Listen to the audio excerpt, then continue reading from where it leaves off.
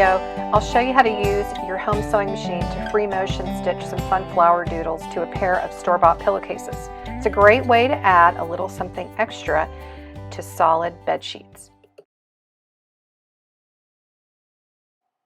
So the supplies that you'll need are a set of store-bought cotton pillowcases, and I picked mine up at TJ Maxx. You need some thread snips or scissors to clip threads with. You need your thread colors, and I'm actually using a blue variegated thread for my flowers and a green variegated thread for my leaves, and I will link to the color numbers and the types that I'm using below. For the bobbin thread, you need a color that matches the pillowcases, and then you need a free motion embroidery foot for your machine, also called a darning foot, and sometimes this is a separate purchase, but usually most machines have a foot like this that you can purchase. You will also need the ability to drop your feed dogs on your machine, and if you absolutely can't do that, you could probably just tape a piece of cardstock or something over them to keep them disengaged. You want your hands to move the fabric. You don't want your feed dogs to move the fabric.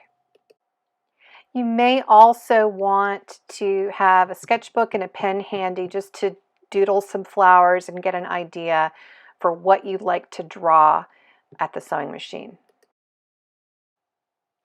So I'm going to be doing free motion embroidery work on the cuff of the pillowcase that you see here. I'm going to go all the way around the pillowcase, but just on this cuff. So the colored thread will be on the outside and the white thread will show on the inside of the pillowcase.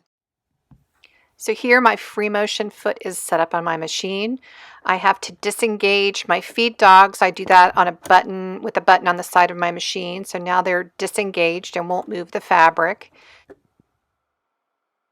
So with both your bobbin and top thread up on the top of your work, start by taking a few small stitches in place to sort of lock your stitches, and then you really just use your hands to start pulling the fabric around to where you want it to start doodling. And this is going to feel really clunky at first, and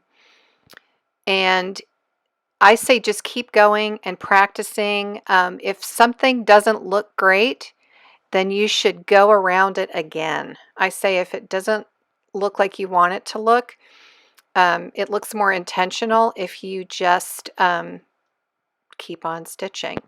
And then what you'll see that I do is I'll stitch a flower. Sometimes I like to go around the middle a couple of times. And you will also notice the cool color changes in this variegated thread. But I will go around it a couple times, and then I'll draw out the petals. I'll vary the look of the petals. They may not all be great. They may not turn out the way I want, but if that is something that happens to you, my advice is just to stitch more flowers. When I'm finished with one flower, without cutting my thread, I lift my presser foot and needle and move over to a new section, lower my presser foot, and keep on stitching. You will do this around the entire cuff of the pillowcase, and then when you're done, you'll go back and trim all of the stitches. You don't need to stop and trim them now.